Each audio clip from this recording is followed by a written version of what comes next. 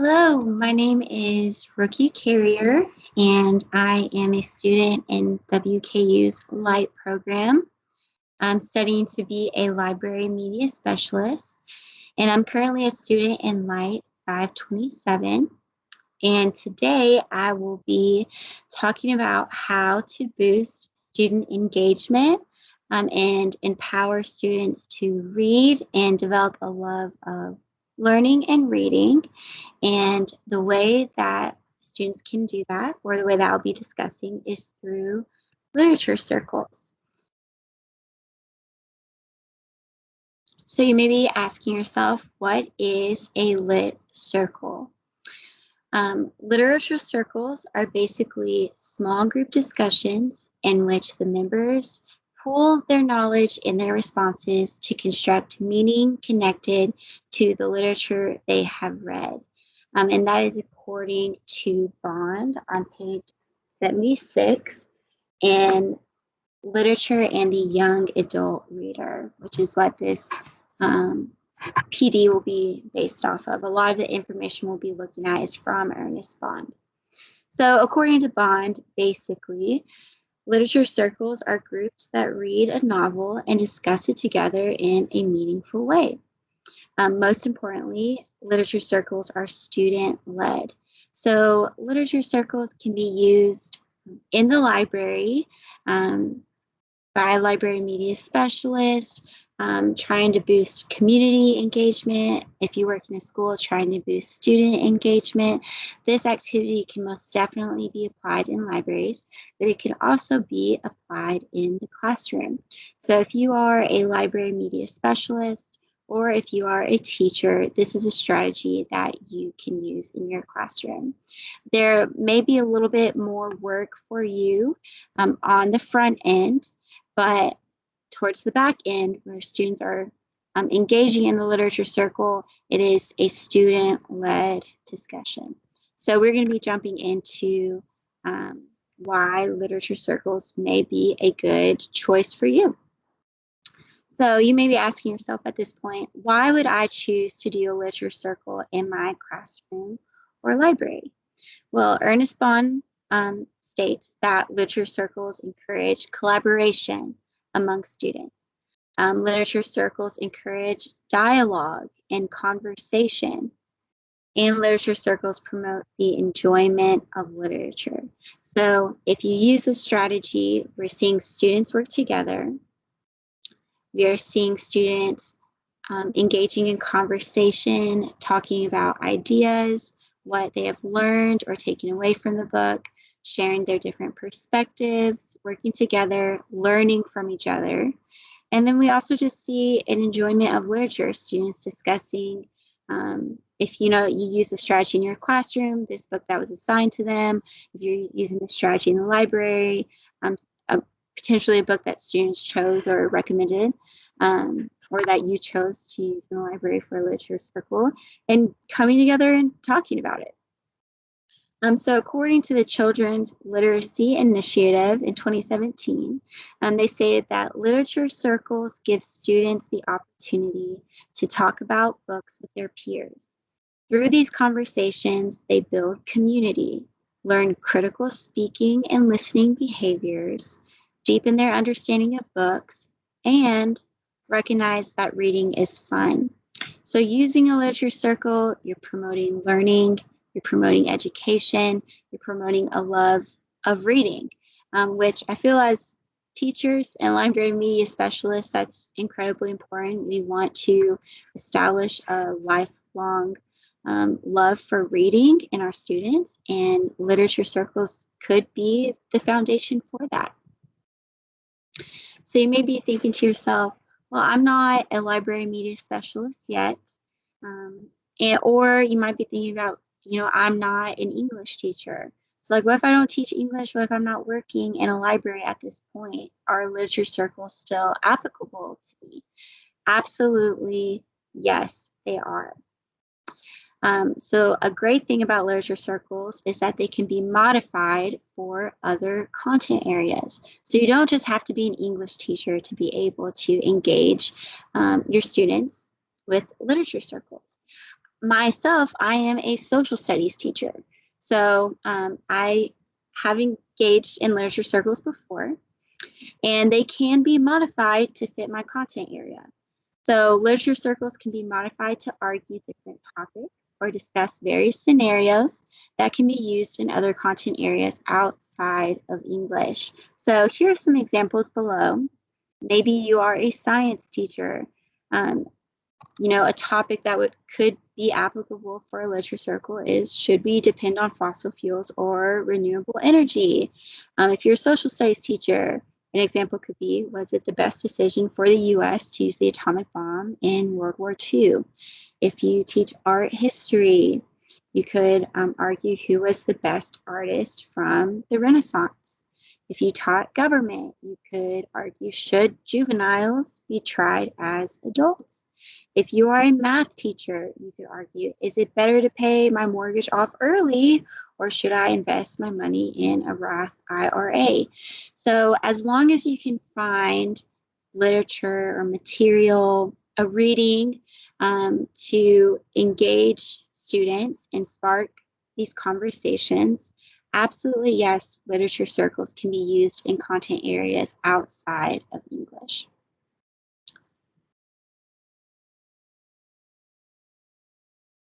So you might be thinking, okay, literature circles, they're sounding good.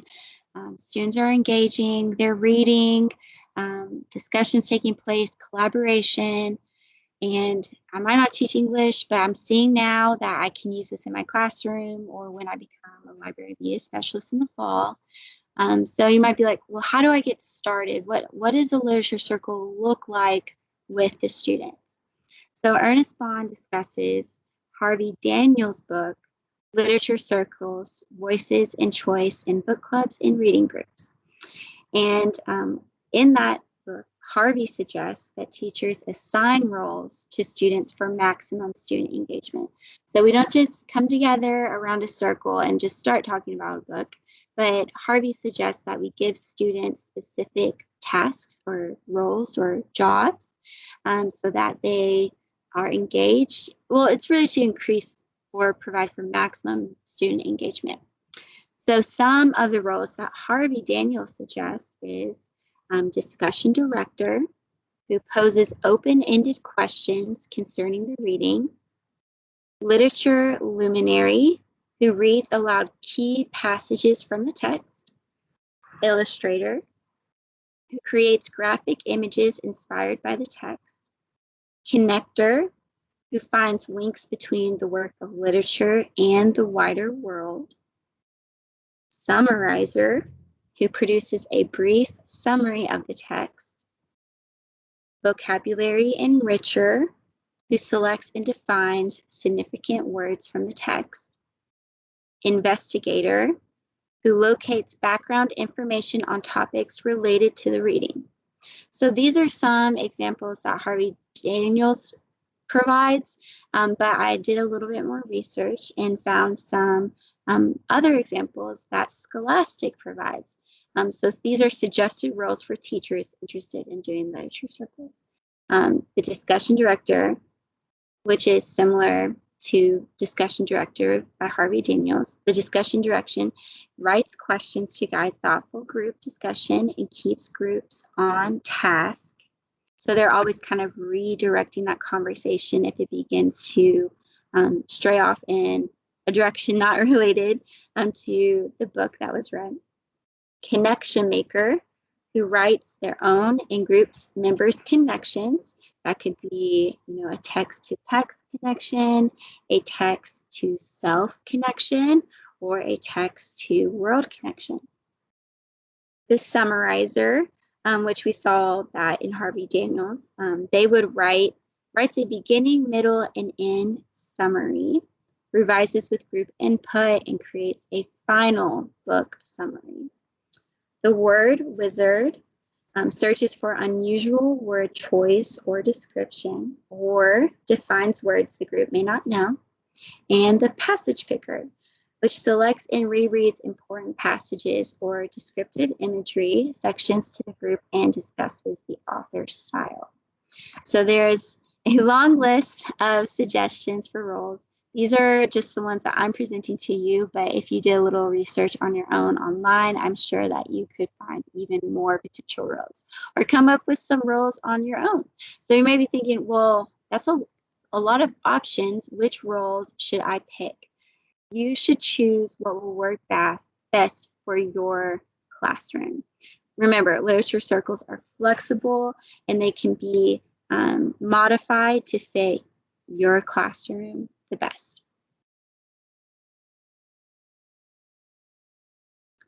So what are some benefits that come from using literature circles? So Ernest Bond interviews Janine King in his book, Literature and the Young Adult Reader. And Janine King is a middle school literacy coach in the Seattle public school system. And Janine has experience using literature circles in the classroom setting. And she recommends that teachers partake in whole class novels where every student reads the same book, and also literature circles that include student choice. So, for example, if you had 25 students in your class, say that you have 5 different book options, and students could have more of a say in which book they would like to read. So you could have 5 different books for 5 different groups of students of 5, amounting to 25 students. So that would just be an example. So in some situations, Janine would have the entire class read the same novel, and then they will break out into literary circles. This has taken place for certain books that she felt were kind of like a rite of passage book for middle schoolers, like a book that all middle schoolers read in English class. But sometimes this can be difficult to accomplish if students have different reading levels or different interests, and they don't necessarily want to read the same book. Janine also recommends student choice, like I mentioned earlier. In that situation, Janine will create a list of books that students can choose from that include books that will match all students' reading abilities in the class from highest to lowest. So you may be thinking a whole class novel would work best for my classroom, or the student choice option. Remember, literature circles are flexible and they can be modified to fit your classroom the best way.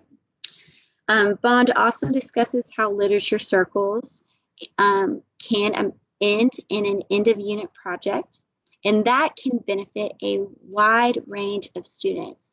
You may have students in your classroom or in your library who are strong readers, and they comprehend what they're reading very well. They can make sense of what they're reading quickly, but you may have students who struggle with that. And that's where these end of unit projects are beautiful. So according to Bond, the beauty of including reading, discussing, writing, and art or drama in every unit is that it levels the playing field. Many students who struggle with reading and writing are able to express their comprehension of the book through art or drama. So the students who may just blow participating in the literature circle out of the park, reading the book, they could benefit from this end of unit project, but it really truly benefits the students who may struggle with reading and comprehension. So be sure to be thinking of ways or opportunities that students can express and showcase what they have learned from the book in ways outside of just reading and writing. So you may begin to be getting excited about participating in a literature circle, setting that up for your students. You might be like, okay, what book should I choose? Well, here's some tips from the Literature Circle Resource Center. Qualities of a good literature circle book. A good literature circle book touches something within the reader's heart and mind and compels response. You can use some fairly simple criteria to help you find such books. So, for example, consider these 3 questions. Does the book succeed in arousing my emotions, and will it arouse children's emotions? Is the book well written? Is the book meaningful? So in short, a good literature circle book has substance, something that is worth talking about. In addition to content, consider a book's layout, the number of pages, the size of the print, inviting space on the page, use and placement of illustrations, especially if you're teaching younger students. These can be crucial deciding factors for students as they choose a book. If the configuration of pages and print is too overwhelming, a book may seem insurmountably difficult, even though its content is riveting. As veteran teacher Dan Kryzik says, you can tell a well laid out book as if it says, hey, I've got a great story. Come on in and relax and enjoy it, not here it is. Okay, so these are some things to talk about. But what I really want you to focus on is, does this book arouse your emotions, and will it arouse your students' emotions? Because a key factor in literature circles is that the text that is presented needs to compel a response. So like I just said, the most important factor in choosing a text for a literature circle is that the text must compel a response. So this is an example that you would not want to partake in when choosing a literature circle. Okay. To be successful in war, it takes weapons, money, and soldiers. Okay. This is not a good example to be, the message or the text for your literature circle, because this is truth and many people would agree with this. Okay, so you don't want to choose a text where all the students are going to be gathered around and they're all going to agree unanimously about the message of the book. You want to do something that's going to give students the opportunity to voice their individual opinions. So a positive example could be it was 100% justifiable for the US to drop 2 atomic bombs on Japan to end the war in the Pacific during World War II.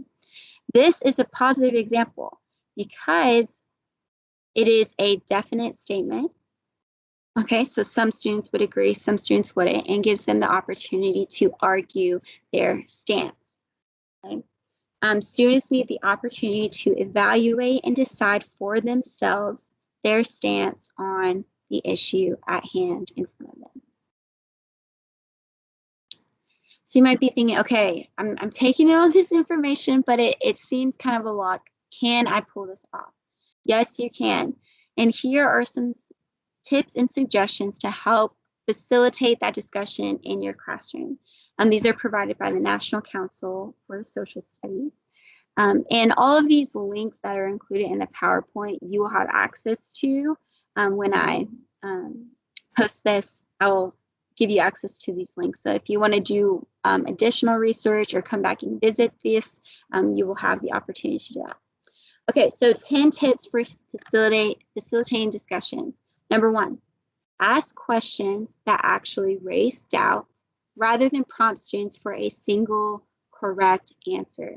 You like those open-ended questions where students have the opportunity to fill space and to discuss their opinion on a topic. Number 2, give students a chance to prepare for discussion through pre-reading activities, through writing, or through brief discussion with partners. Okay, so we want to make sure students are reading the text beforehand or reading it together, and then giving them the opportunity to kind of process what they've been reading. If you want to do a quick, talk to your partner, go over what you just read, that type of thing before going straight into discussion. Don't automatically accept I don't know as an answer. So in my classroom, we don't accept I don't know. Okay, we dig into that deeper, have students work together, phone a friend, and we will come up with the answer together. So don't accept an I don't know. That is a discussion killer. Number 4, wait a reasonable amount of time for students to respond. So we have to have that wait time. Silence is okay. Silence is okay sometimes. It means students are thinking, okay? So don't immediately answer for students. Don't allow students to chicken out, okay? Wait some time, let them process and think. And when you do that, students will feel more comfortable with their answer and are more willing to share. Number 5, rephrase questions when necessary. If students don't understand the question, they are more hesitant to share their answer because they're scared that they're not on track with everyone else. So if students need help, please be available to rephrase those questions for them. Offer choices to allow for some kind of response. Okay, remember, we're not looking for yes or no questions, but we're looking for open response. Number 7, paraphrase responses frequently and check for clarification. Number 8, call on other students to assess the answer of their classmates. Okay, so remember, this is a student-led conversation. Teachers are just kind of facilitating, right? Number 9, include as many students as possible. And number 10, as appropriate follow-up questions to extend discussion and prompt analysis. So questions like why, so what, who says, things like that.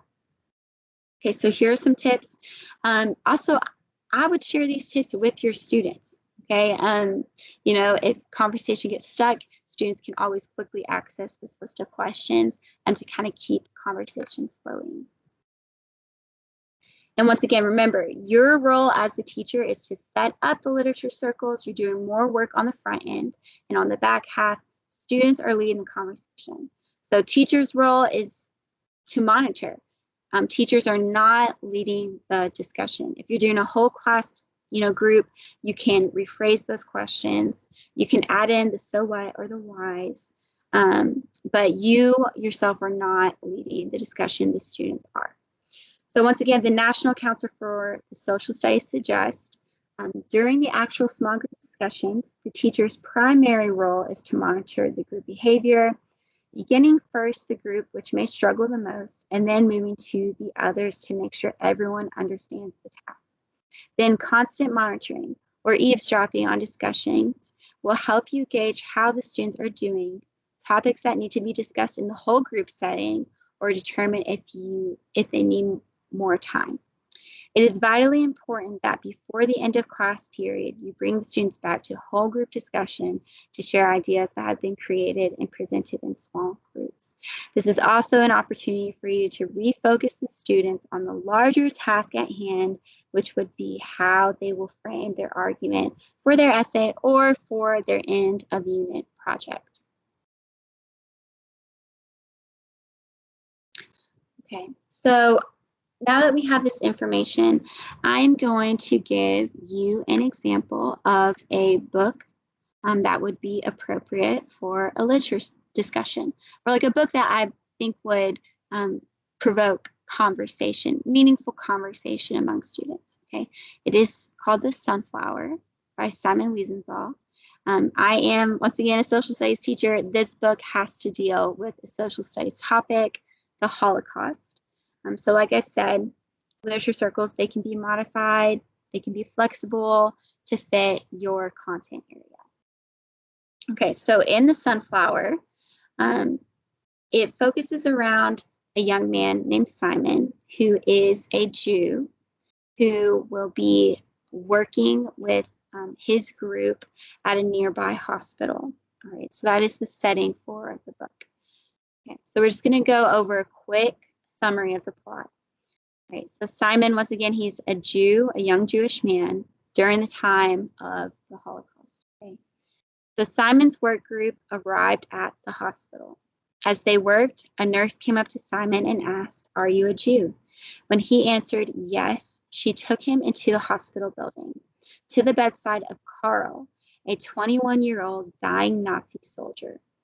Karl's head was completely covered in bandages, with openings only for his mouth, nose, and ears. Karl wanted to tell Simon his story.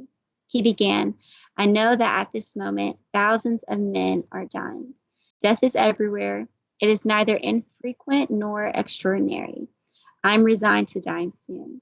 But before that, I want to talk about an experience which is torturing me. Otherwise, I cannot die in peace. I must tell you of this horrible deed. Tell you because you are a Jew. Carl then goes on to tell Simon a story of how he participated in killing hundreds of Jews in a house by setting that house on fire. And he has vivid memories of a young family who, in order to escape the fire, jumped from a window to their death and then were shot as they hit the ground. So this is a memory that was torturing Carl. Okay, so Simon the Jew, he leaves the room without speaking a word. And when his group returned to the hospital the next day, the same nurse came to Simon and told him that Carl had died. So over the next years of the war, time and again, through all of his suffering, Simon thought of Carl and wondered if he should have forgiven him.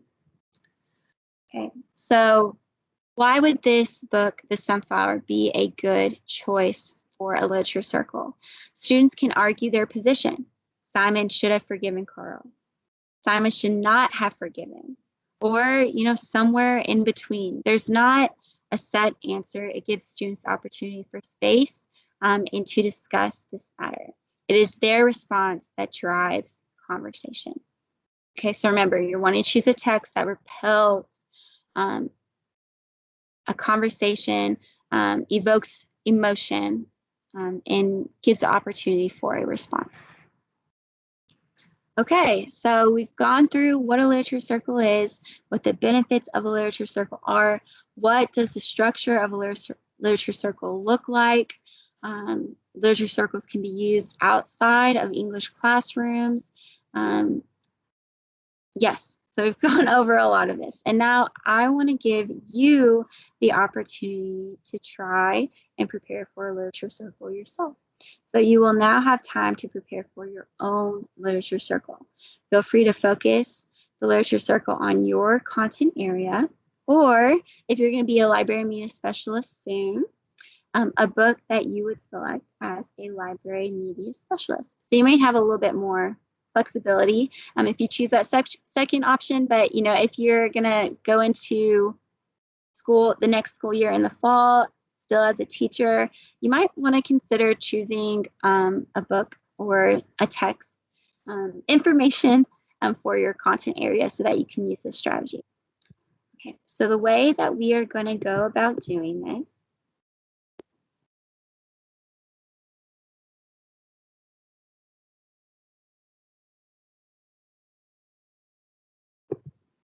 is by completing this prep sheet.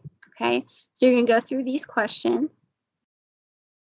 Okay, I will link them, all right, to the presentation so that you can begin prepping for your literature circle that you will be participating in with your students. So quickly, are you choosing a book for one, your content, or two, a general book for the Library Media Center? All right, once you decide that, if you're choosing a book based on content, list your content below. If you're choosing a book for Library Media Center engagement purposes, list the genre or topic below. Number 4, what topic do you want to focus on? Number 5, what subject tags would be beneficial or helpful when researching your topic? List 3 potential book options below. After reviewing the book options, choose one book and list below. What questions does this book evoke? List at least 2 to 3 important discussion questions that will help start or carry student conversation. What roles will students be assigned? List at least 5 of those roles below. What are your behavior expectations for students? And how will you decide student groups? Are you going to do a whole group? Are you going to do small groups? If you choose small groups, how will you decide each group's participants? And what key points do you as the teacher need to touch on at the end of discussion to make sure that you carry the message of this book home for your students? So I will link that for you to get started on. Thank you for attending this professional development on literature circles, and I hope that you use literature circles in your classrooms and in your libraries to promote student collaboration and a lifelong love of reading. Thank you.